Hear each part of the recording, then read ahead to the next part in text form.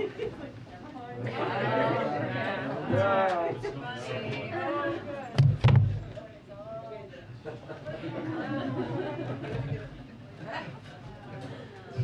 that the new press secretary? Who knows who's under here? No more bunny business. That's the line we worked on. Do you guys like it? Okay. Thank you for joining us, Easter Bunny. Are there sticks and carrots? Oh, Kelly, coming with the fire today. I like it. Okay. A couple of items for you at the top. Happy Tax Day to those who celebrate, which we hope is everyone in the room. Oh, bring back the bunny.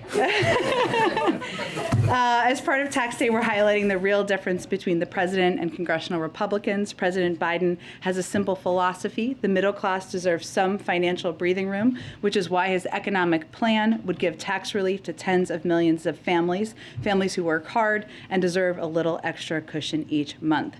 And the president believes billionaires should pay their fair share so we can invest in our economic future and cut the deficit. That's why he's calling on the top 1% of the top 1% to pay a minimum tax of 20%, when right now the wealthiest families can pay a lower average rate than teachers. And let me be crystal clear, the president will not raise taxes for anyone making under $400,000. The congressional Republican plan, however, as Senator Rick Scott outlined, couldn't be more different. Republicans on Capitol Hill are more than happy to pass a nearly $2 trillion tax giveaway to the wealthy and big corporations under the previous administration. But now, led by Senator Scott, Republicans want to raise taxes on the middle class, with one independent analysis showing their plan would hike taxes by an average of around $1,500 each year on 75 million American families, 96% of whom make under $100,000. That's the plan of congressional Republicans: tax hikes for the middle class, tax hikes for the wealthy and big corporations. President Biden disagrees. It's time to put the middle class first. Tomorrow, as you may know, the president is traveling to New Hampshire to highlight infrastructure investments to modernize our nation's ports and waterways and discuss how these investments will strengthen our supply chain, support local economies, and help cut costs for American families. American ports are a cornerstone of the United States economy, but outdated infrastructure and the COVID-19 pandemic have strained their capacity and jeopardized global supply chains, which has caused delays and passed costs directly to consumers. Thanks to the bipartisan infrastructure law, we now have $17 billion to upgrade, repair, and maintain our nation's port infrastructure. As the president continues to use every tool to help bring down prices for Americans, investments that strengthen domestic supply chains and move goods faster and more efficiently are critical to lowering costs for families. So during his trip tomorrow, he will visit Portsmouth Harbor, which is the only deep water harbor in New Hampshire and handles approximately 3 million tons and nearly $2 billion of cargo a year, including critical materials to support the local economy and clean energy production. The port recently completed a project to widen the harbor's turning basin and will receive funding from the bipartisan infrastructure law to maintain safe and efficient operations along the channel, both crucial projects to accommodate larger ships and heavier loads of cargo.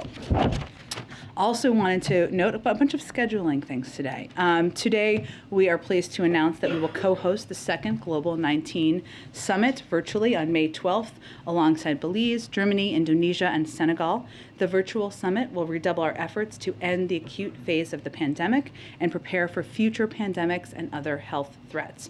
Our role in co-hosting the summit is to continue to highlight American leadership in the global COVID response, with our provision to date of more than $19 billion in health, humanitarian, and economic assistance, and our commitment to providing 1.2 billion vaccine doses to the world for free, of which we've already delivered more than 500 million doses.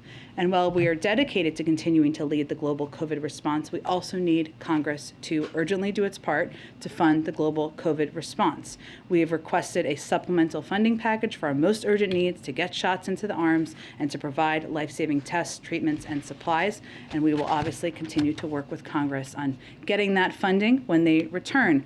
Finally, last thing is that we also announced that on March 12th and 13th, the President will host the leaders of the the ASEAN in Washington, D.C. It will build on President Biden's participation in the October 2021 U.S.-ASEAN Summit, where the president announced $102 million in new initiatives to expand our engagement with ASEAN on COVID-19, promoting economic growth and more.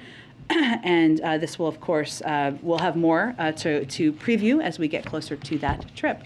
Josh, why don't you kick us off? Thanks, Jen. Happy Monday. Happy Monday. Subject areas. First, a federal judge in Florida says the CDC exceeded its authority with the mask mandate in airports. What's the White House position? The CDC recommended continuing the order for additional time, 2 weeks, to be able to assess the latest science in keeping with its responsibility to protect the American people. So this is obviously a disappointing decision. The CDC continues recommending wearing a mask in public transit. As you know, this just came out this afternoon. So right now, the Department of Homeland Security, who would be implementing, and the CDC are reviewing the decision. And of course, the Department of Justice would make any determinations about litigation. Secondly, Russia is expected to virtually attend meetings of the IMF and World Bank this week. Is that appropriate given the actions in Ukraine? And how should international organizations treat Russia? Well, the president has made clear that he does not believe we should be operating as business as usual, and he's made clear about his concerns about their participation in the G20. I'd also note that our representative there, the Secretary of Treasury, has made clear that she isn't planning to attend events or meetings that the Russians are participating in. But in terms of other determinations beyond that, I don't have any further comment. Go ahead. A question on this move to restart the sale of leases for drilling on public lands. How long do you think it will take for these new leases to actually start producing, and what impact do you think this may have on gas prices? Well, let me first say that today's action, as you know, but for everybody, was the result of a court injunction that we continue to appeal, and it's not in line with the president's policy, which was to ban additional leasing, because one, we need to move towards a more clean energy economy, which he strongly believes in, but also because there are 9,000 permits unused on lands that could be tapped into by oil companies, and we don't feel they are needed. In terms of how long it will take to get up drilling because of the court action, I don't have any assessment on that from here. I would just note that we are going to continue to fight this court injunction that is forcing our hand in allowing this to proceed, even as we have taken actions to reduce by 80% the areas to lease and impose stringent environmental standards. The president has promised to slash greenhouse gas emissions in half by 2030. Now you're having to expand production of fossil fuels when you promised to curtail them. Congress, as we know, has yet to act on many of your climate proposals. Is the president's ambitious climate change goal and agenda still attainable, or are these new leases going to undercut that pledge? Well, again, these leases are not in line with our policy or the president's view. Your, policy or not, I mean, this is the situation that you're in. It is, and we're going to continue. There's obviously we're going to continue to fight this legal action. But I would say that the president remains committed. Addressing the climate crisis is one of the 4 pillars that he came in. He ran on as president, and he will continue to fight for. One of the reasons that this was so troubling to him is because he is so committed to that objective as president, and we have continued to propose a historic investment in addressing the climate crisis, something that we will continue to discuss with Congress. So there are a lot of ways to get there, that we will continue to work with Congress to take actions, but he has also not hesitated to take actions himself through his own authorities to take actions to help our climate. So, but are you still confident that goal is achievable? We are continuing to pursue it, and we are going to continue to do everything we can to reach it. Hey. Go ahead, Steve. Oh, thank you. House Minority Leader Kevin McCarthy is saying President Putin probably would have backed off from invading Ukraine if President Biden had shipped weapons to Ukraine sooner. Does the president feel he should have acted sooner? Well, first, just for fact's sake, we sent a record amount of security assistance to Ukraine during President Biden's first year in office, more than any other president in history. And we shared a significant amount of intelligence with Ukraine about Russia's intentions and military movements, as you all know, because we've talked about it in here. 3.2 billion total, 2.6 billion since this conflict started.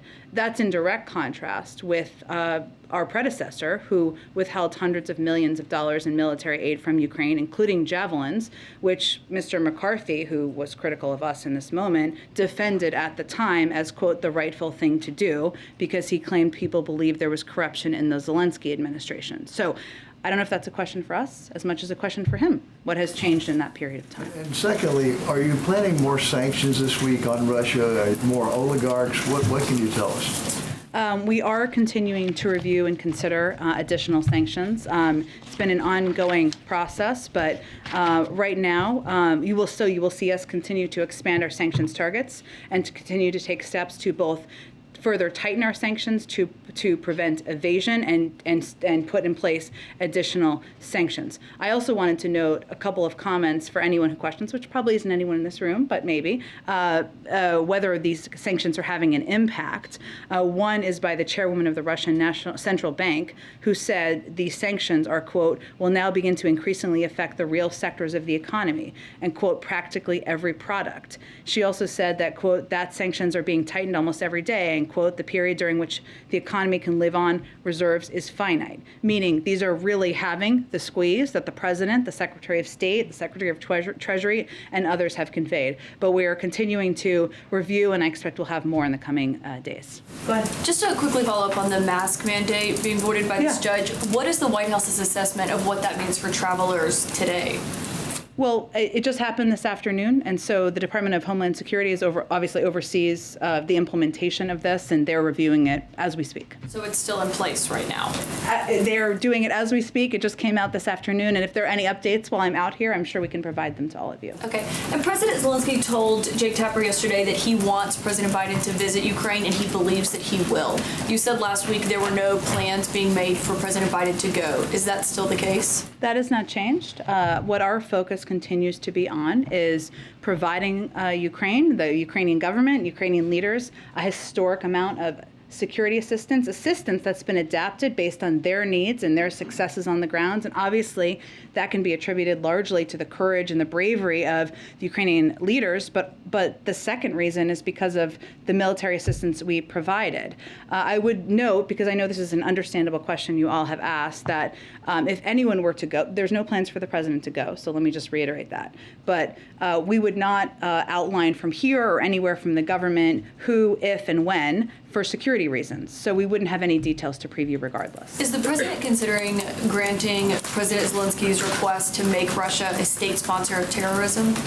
So that is a process that it's an authority that obviously exists within the government and at the State Department. And in order, just broadly speaking, for any country to be designated a state sponsor of terror, and there's only three, North Korea, Sudan, and Iran at this point in time, just for your full perspective, the Secretary of State would need to determine the government of that country has repeatedly provided support for acts of international terrorism. And these, of course, designations are made after a careful review. So while we have those authorities, I don't have any update on that or prediction of that. That assessment would be made by the State Department. What I would note, which I think is important, is that for the countries that have been designated state sponsors of terrorism, so I named a couple of them for you, that the four main categories of sanctions that result from designation under these authorities include restrictions on U.S. foreign assistance, a ban on defense exports and sales, certain controls over exports of dual-use items, and other financial restrictions. And what we've already done to date is, of course, impose significant financial sanctions, export controls, and curtailed restrictions on financial assistance. So when you're thinking about the impact, these are already a lot of steps that we've taken, but I have nothing to predict on that front. That's a process that would have to be reviewed through the State Department. Okay, last question. Russia warned the United States last week to stop arming Ukraine or risk unpredictable consequences. What does the U.S. believe those consequences would be? Well, we're not going to comment. I'm not going to speculate on empty threats or threats by President Putin or by Russian leadership. What we have done here is done exactly what the president said we would do from the beginning, which is to, if they invaded, we would be providing significant security assistance, economic assistance, and support to the Ukrainian people. And we're going to continue to do exactly that. Go ahead. I want to belabor this only because we've heard from the airlines, from airport passengers. There may be people sitting in an airport bar watching right now wondering, if they're boarding a flight tonight, is the mask mandate still in place? We're continuing to recommend people wear masks. I don't have any update. This just came out through the courts just this afternoon. And as soon as there is an update, we will provide that to all Is of the you. White House anticipating an announcement by Homeland Security tonight? They are assessing it right now, and as soon as they have an assessment and an update on additional steps, they'll make that available. But if the DOJ, say, doesn't stay the order tonight or first thing tomorrow morning, are passengers I supposed understand to go why you're asking, and certainly no one here is trying to provoke uncertainty with passengers. We also think the mask mandate should be in place and that it's safer for individuals who are flying to continue to wear masks. So we would say to anyone sitting out there, we'd recommend you wear masks on the airplane. And then as soon as we can provide an update from here, hopefully soon, we'll provide that to all of you. Two more related CDC things. Yeah. In the ruling, the judge said that she accepts the CDC's argument that masks limit COVID spread. But that alone is not sufficient to overcome what she concludes is a rule that exceeds the agency's authority to put it in place. The administration believes otherwise, right? Otherwise, we wouldn't have put it in place to begin with. So that potentially is the crux of an appeal or an attempt to stop. Well, again, I would leave that to the Department of Justice. But what we announced last week was just a 2-week extension in order to have time to assess. What we've all seen is rising cases and make an assessment and recommendation with that in mind. So, of course, it's disappointing. There's another issue the CDC is in the middle of that's troubling some Democrats, and that is, of course, the impending end of Title 42. Gary Peters, who chairs the Homeland Security Committee, another Democratic senator today suggesting he has doubts about ending Title 42. Says that Secretary Mayorkas is scheduled to be there for a budget hearing, I believe, later this month or next month. What more, though, is the administration sharing with these Democrats and Republicans, but notably a handful of Democrats who say they don't see a firm plan, they want more details, and the administration seems to be rushing into this with no sense of what the repercussions could be? Well, I think it's important to remember this is not an immigration authority for anyone who has concerns about it, nor is it an immigration plan. We've never said it was. It is a health authority that Congress gave the CDC authority to make a determination about whether it needs to stay in place or not. There is no question we have a broken immigration system. There's more we need to do.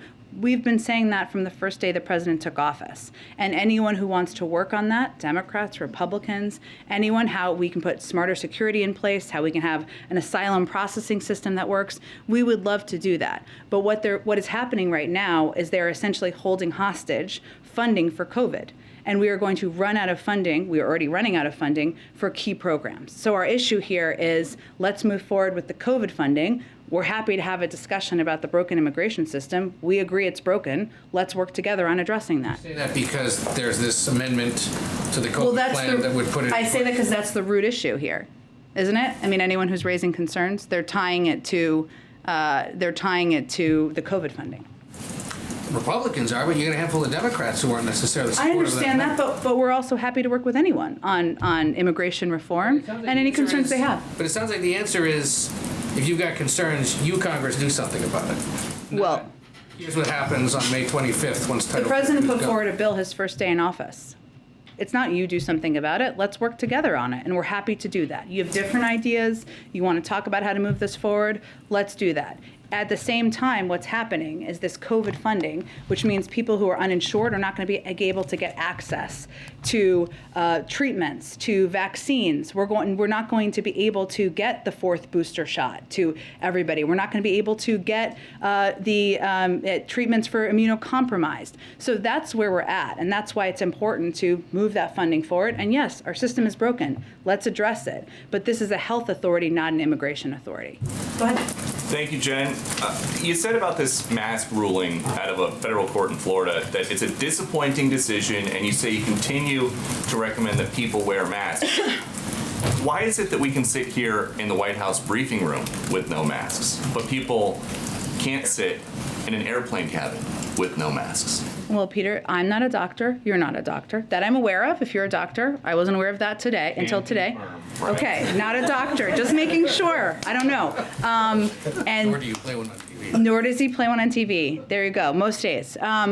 But these determinations, remember the masking guidance is green, yellow, and red. We are currently in a green zone in Washington, D.C., so they're not recommending it. Some people can still wear a mask if they want to. Many people do, or wear them in meetings, or wear them at certain times where you're going to be around or sitting close to people, or maybe you have an immunocompromised parent or friend, and so people make that decision. And this is based on health considerations and data that the CDC looks at about transmissibility as we've seen an increase in cases on airplanes. Then would the president support if a flight is leaving from an airport in a green zone, those people don't have to wear masks?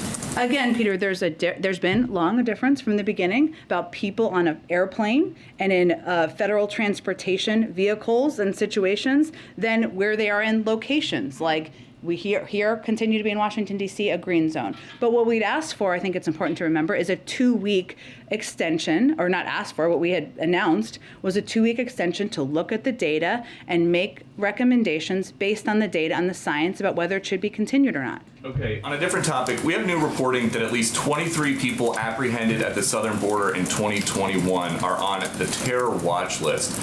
Why do you guys think it is that somebody on a terror watch list would want to get into the United States undetected? Well, I can't make an assessment of that, but what I can tell you is that your data you're citing here means the Border Patrol was doing their job. I mean, they 62 apprehended people at the border. 2,000 illegal immigrants a day got away last month. Are you saying that you can say with certainty none of them are on a terror watch list? Here's what we're talking about, encounters we know and of a suspected terrorist attempting to cross the southern border. They're very uncommon. We're talking about a few dozen annual encounters at most, and these encounters represent significantly less than the 0.01% of total encounters per fiscal year in recent years. But I'd note, these individuals, these 23 people, the Border Patrol, they stopped them. They prevented them from getting into the country. They're protecting our homeland and keeping us safe. So the president is not worried about holes in the southern border being exploited by people trying to come in and kill Americans. He's grateful to the Border Patrol for doing their job and stopping these people and preventing them from getting into the country. And one additional question about something that happened a few months ago down at the border. We've been told that the mounted Border Patrol officers the president accused of whipping migrants have been notified they will not face criminal charges. So when is the president going to apologize to them? There is a process and an investigation that's gone through the Department of Homeland Security. I don't have any update on that. The president said that they were whipping people, which would be a criminal offense, and they've been told they're not going to be criminally charged. And there was an So investigation into that, and I'll let the Department of Homeland Security announce any conclusion of that investigation. You accuse these officers of brutal and inappropriate measures. Now that they've been told they will not be criminally charged, will you apologize? And Peter, there was an investigation into their behavior. So that investigation is playing out. Whenever it's going to be announced, the Department of Homeland Security will announce that, and I'm sure we'll have a comment on it after that. Go ahead. Back on the mask issue, as the debate is going on about next steps, Yeah. is there any concern in the White House that this issue, now that there are some Americans who are aware of this ruling by the Florida judge, that it could prompt some of the tensions we've seen on airplanes in recent months until there's a resolution? Yeah, Kelly, it's a great question. Obviously, what we're trying to do, what we would encourage is calm in all cases. And because this ruling just came out this afternoon, I know the objective of everybody involved and all the necessary authorities in government is to make a determination about next steps as quickly as possible. So that's certainly our hope, and we want to do everything we can to prevent that. On the oil leases, does the president see any secondary benefit to the fact that, even though this is not his policy objective, that there could be some additional production that could help, given the fact that gas prices are high and there has been a push to have additional production because of the war in Ukraine, even though it's not his policy objective? I can tell you from talking with him about this morning, he does not.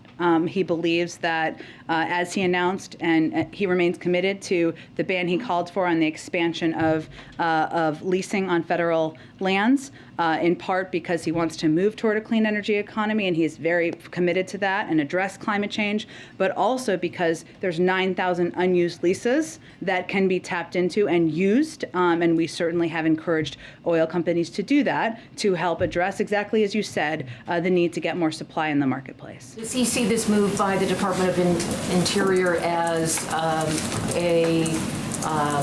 going against his campaign pledge? Well, he knows that it was the result of a court injunction, as you heard Secretary Holland say. And so it was, her hands were tied in many ways, as they can be by legal requirements.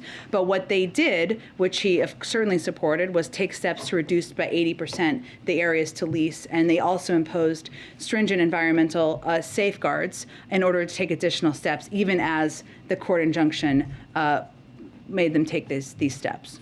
You did not mention Cuba as a state sponsor of terror. Should we read into that? I did not mean to not mention them. I wanted to cite some examples just to give people a sense of how few there are and what kinds of countries. I wasn't meant to.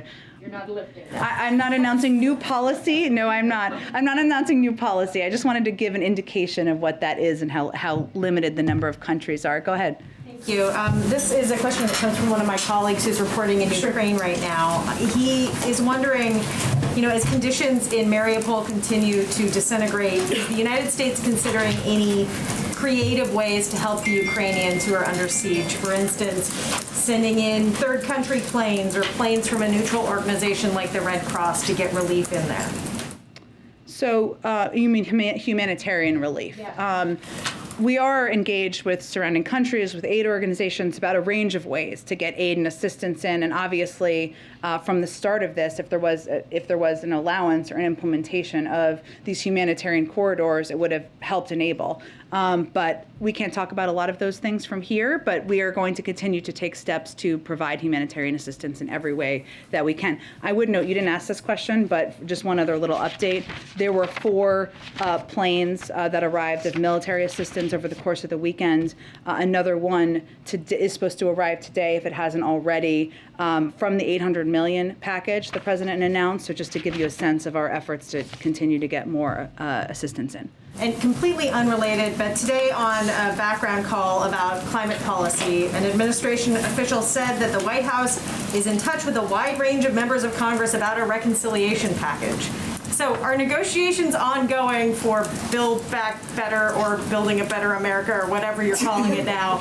And are you talking about it? We are talking about it, whatever you call it, a reconciliation package, including getting a historic investment in climate, including lowering the cost of child care, elder care, in healthcare, taking all of these steps that the president has been committed to. These conversations have been ongoing over the course of the last several months. And is Joe Manchin involved in those conversations? Who are you talking to? We're talking to everybody across the board. I'm not going to name all the names, but they're all included, Democrats across the board who want to get this done. Go ahead. Is the U.S. moving any closer to reopening its embassy in Kyiv now that Spain is joining France, Italy, and others in doing so? Well, certainly that's our objective, is to open it. But what we are evaluating is obviously security considerations and when the State Department is prepared to do that. So when we look at kind of who should go first and how many people and when, but it's all done through the State Department, and they make those initial recommendations about when to return. But that certainly is our objective. Obviously, having a diplomatic presence on the ground is important. And just one more thing. President Zelensky says the Russians have begun their offensive to take control of eastern Ukraine. What is the administration's assessment of what's happening there now? Well, I know that my Defense Department colleague just did a briefing, so I'd really point you to the Department of Defense for any kind of on-the-ground updates. Go ahead. Yesterday on CBS, Senator Coons said that without the West coming more forcefully to Ukraine's aid, he said, quote, "I deeply worry that we will see Ukraine turn into Syria." Does the president share that concern? That's not words or a phrase the president would use or we would use from the United States. Obviously, what we've seen to date is the Ukrainians bravely fight back against the Russians and win essentially the Battle of Kyiv and continue to fight back against their efforts across the country. We've known and predicted that they would move their ground game to eastern Ukraine, which is exactly what they've done. And we also have known and predicted, and when Jake Sullivan was here just a week or two ago, he also conveyed that that Moscow was likely to launch air and missile strikes across Ukraine to cause military and economic damage. That's what we're seeing in Lviv and other places at this point in time. But what we've seen, I think, is them behave bravely with huge courage, and they have had the success in pushing back against the Russians because of that, but also because of the military assistance provided by the United States. So no, we would not share that assessment. On the diplomatic front, is the administration any closer to naming an ambassador to Ukraine? I certainly understand the question. I don't have any update on that at this point from here. Go ahead. Thanks, Jen. I want to ask about a story some of my colleagues reported earlier today. Some allies of former President Trump have been pressing for state houses around the country to pass resolutions rescinding electoral college votes for President Biden and to bring lawsuits that seek to prove baseless claims of large-scale voter fraud. Legal experts have called this effort preposterous, but is an organized push among those allies to decertify the last election something this administration is monitoring or concerned about? Well, I would say that there have been dozens of court cases that have not been won by our predecessor and people who support him in an effort to overturn the outcome of the last election. And our focus is on governing for the American people, delivering for the American people, and less on focusing on what he and his people are up to. Go ahead. Yeah, thanks, Jen. I wanted to follow up on the question earlier regarding Senator Coons' comments. One of the points he was making was that the U.S. needs to have a conversation about sending U.S. troops to Ukraine. He told Face the Nation yesterday, quote, "The American people cannot turn away from this tragedy in Ukraine. I think the 21st century turns on how fiercely we defend freedom in Ukraine, and that Putin will only stop when we stop him." What's the White House's response to this suggestion from the senator that the U.S. needs to start having a conversation about maybe sending troops to Ukraine? And does the president agree that Putin will stop when we, the U.S., only when we, the U.S., stop him? Well, what I would say is, one, Senator Coons is a close friend of the president and the administration, and we just respectfully disagree with his proposal. The president continues to, has no plans to send troops to fight a war with Russia. He doesn't think that's in our national security interests, in the interests of the American people. And so what our focus has been on has been obviously providing this historic amount of security assistance, military assistance, weapons to the Ukrainians that has helped them effectively fight this war, and economic assistance as well. This is also strengthening their hand at the negotiating table, even while we are putting in place a historic package of economic sanctions that, as I noted earlier, even the head of the Russian central bank is noting the devastating impact of these sanctions on the Russian economy. So that has been our strategic focus. Of course, we support the Ukrainians in every way possible, but the president is not going to fight a war with Russia. Go ahead. The president has done or will do a lot of travel in recent days to places where so-called House frontliners are running for re-election. And I wanted to know if you could talk about how much political considerations are weighed or taken into consideration when the White House decides where to send the president. And also, if what kind of an impact you think, if any, will his discussion and promotion of things like the infrastructure law will have on voters as well? Well, I'm always careful about what I get into about politics from up here. I've learned my lesson. But what I will say is that the president is proud to go out in the country in blue states, red states, purple states to talk about his agenda, both what he has achieved, including the bipartisan infrastructure law that is rebuilding roads, rails, and bridges, and replacing lead pipes around the country, expanding broadband access across the country in communities, no matter what your political party is. And he's also proud to go out and talk about his economic agenda that he's still fighting to get passed, which includes child care, health care, elder care, and reducing costs. And his view is that for anyone out there, when they're out there, senators or members of Congress who are going to be talking to their communities, that standing up for his agenda and standing up for this agenda that will make the American people's lives better is a winning argument. So I would say I'm not going to overly note the political sway of districts or states, but he's always said he wants to be the president for all people, govern for all people, and that means talking about his agenda in red, blue, and purple states. Go ahead. Jennifer, going back to coronavirus, some of us recently here and around the country have been taking home tests to diagnose ourselves. And when those come up positive, those aren't always reported to public health, and sometimes they can't be. Sometimes they won't even accept that. Mm-hmm. Do you believe that we have an accurate sense of the spread of the coronavirus right now? Well, I think what's important to remember is that how CDC continues to track COVID cases that are reported, they do it really through hospitalizations and death. And those numbers around severe disease come directly from hospitals and states. And what we're seeing through those is that we're at the lowest level of hospitalization since the start of the pandemic. I believe we're still at that point in time. So we certainly encourage people to share their test results and contact their doctor because they may be eligible for Paxlovid or any other therapeutics. But beyond that, as I think I would note, when we put out the president's 100-page plan, we noted that our focus was really on hospitalizations, deaths, and severe cases, even as we're encouraging people to report testing for contact tracing and other purposes when they test positive. On Title 42, there is a bipartisan group of senators, including Sinema, Manchin, some who are at risk, including Senator Kelly, who are proposing the idea of letting the Surgeon General certify when the public health emergency has ended. Is that something the president would consider, and why or why not? Well, Congress gave the CDC the authority, so. In that, and I'm wondering if you're open to that idea. Well, I don't have any prediction of that at this point. The CDC is the public health authority for the country, so I don't have any more predictions for that. Go ahead. Japanese Prime Minister Kishida just announced Japan taking in a group of refugees, which is really a big deal for Japan. And the Foreign Minister Hayashi flew back a group of refugees from Poland to Japan.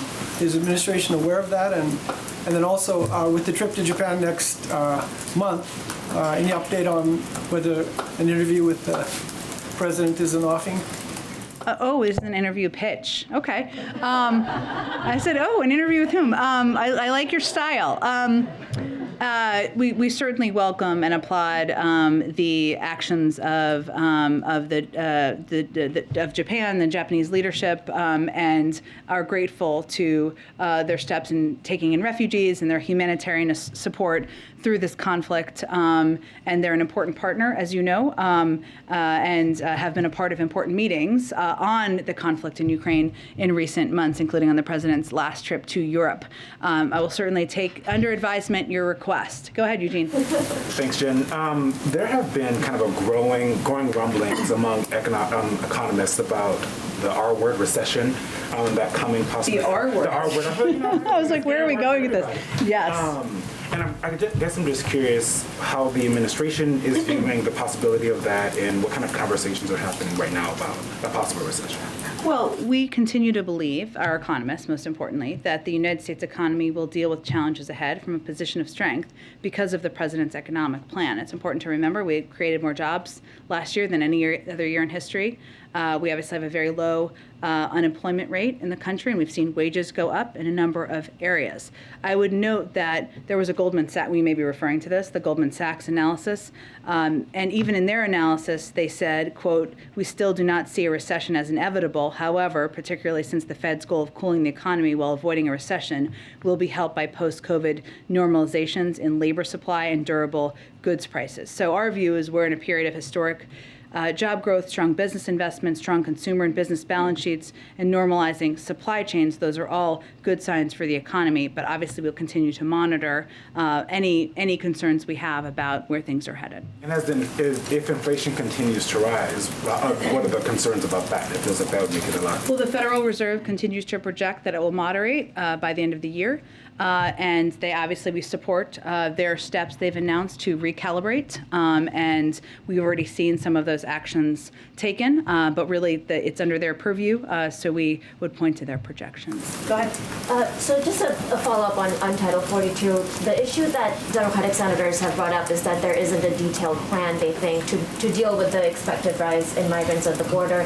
So does the White House feel confident that the administration has the necessary resources and operational plan in place to process and house and transport migrants? Well, I would point you to the fact that the Department of Homeland Security put out a plan that they briefed members on when we announced the timeline or the implementation period, an extended period that wasn't immediate at the time. That includes surging resources and making sure we had the type of resources available to meet any needs.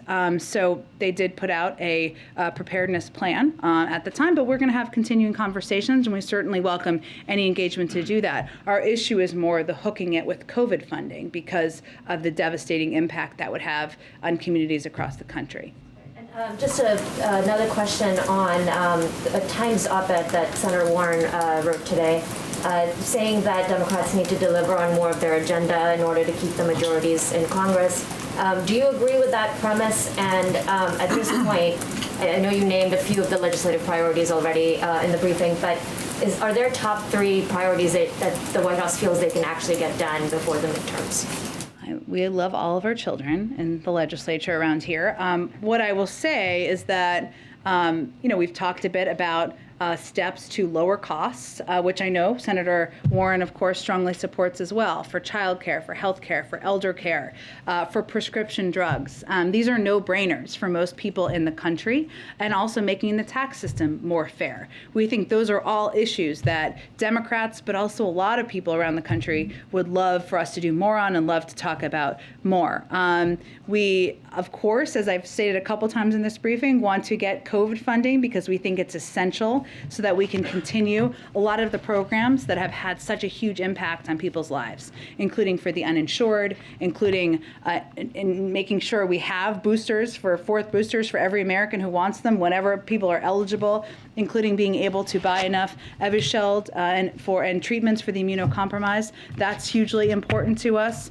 And then, of course, we want to get the Innovation Act passed because we believe that that's something that should have bipartisan support, and we want to make sure we have manufacturing here in the United States, something that can make us stronger over the long term. There are many other things, but I would say those are a couple of the things that we will continue to fight to move forward on. Yeah. With the premise that the administration and Democrats in Congress need to get more done in order to have a shot at the majority. I would say I'm not going to make political predictions from here. What I will say, though, is that everybody looks at a choice and what each party is fighting for, is advocating for, has gotten accomplished, but also what their vision is for the future, and we're proud of our vision. Thanks, Jen. To go back to the virtual COVID summit, you just mentioned again the need for Congress to approve COVID funding.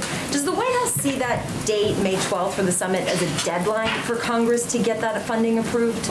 We don't, but we just see it as a reminder of how important it is that to continue to take steps to be the provider, the arsenal of vaccines to the world, something we have already done since the last summit. While the world has made significant progress in scaling up vaccination efforts, and COVAX has now provided almost 1.2 billion vaccines to more than 140 countries, with 88% of those contributions going to low and middle income countries. We're not at the global vaccination rate that we need to be, or that health experts project we want to be at, right? It's a 70% vaccination target. That's the global target set by the World Health Organization. And while vaccination rates are rising, only approximately 20% of countries are fully vaccinated at least 70% of their population. But this is an opportunity. Obviously, we're going to continue to fight for more funding here,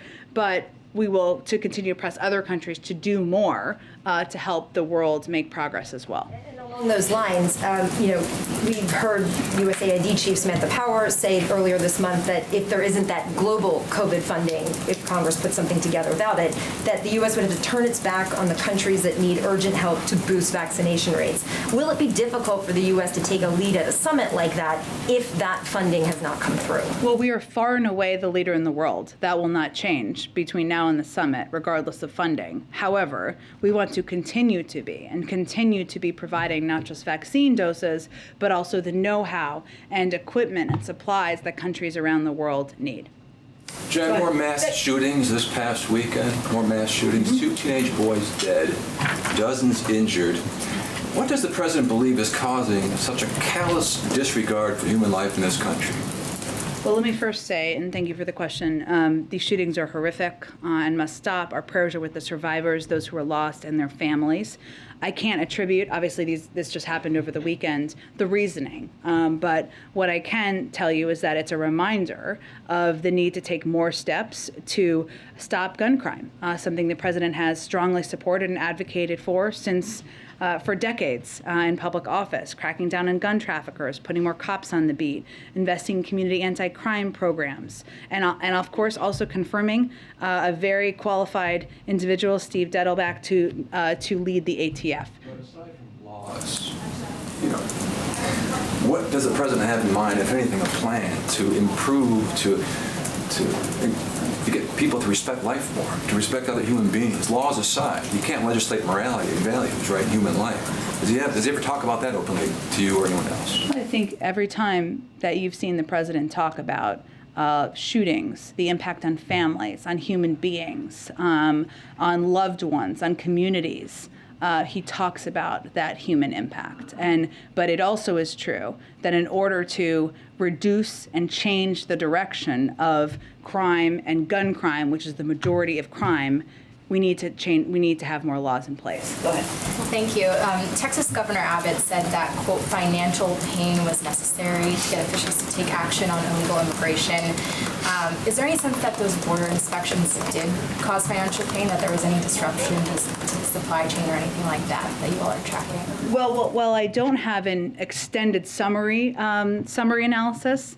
What I do know is that you don't have to look farther than the comments made by business leaders, trade organizations of all political stripes and parties, and their opposition to the unnecessary additional steps that the governor was implementing. And there's $1 million in trade crossing over the U.S.-Mexico border every minute. So there's no question that putting these unnecessary inspections in place, which resulted at the time in the drop in commercial traffic of up to 60 to 70% in some ports, was having a huge impact on the local community, on businesses, and that's why so many people were so outspoken about it. And just quickly, do you have an update on the plan for Ukrainian refugees? Will it be a parole program like you had for Afghans or any other? Yeah, I certainly understand the question. I don't have any update in this moment. That's exactly the type of program, but there are a lot of considerations, so hopefully we'll have more soon. Go ahead. Thank you, Jen. Does President Biden have confidence in Senator Dianne Feinstein? Confidence in Senator Dianne Feinstein? Yes, she's a longtime friend, a proud public servant, and someone he has long enjoyed serving with and working with. And after that report came out last week questioning your health, did the president reach out to her at all? I don't have any updates on private conversations. Thanks, Jen. Thanks, everyone.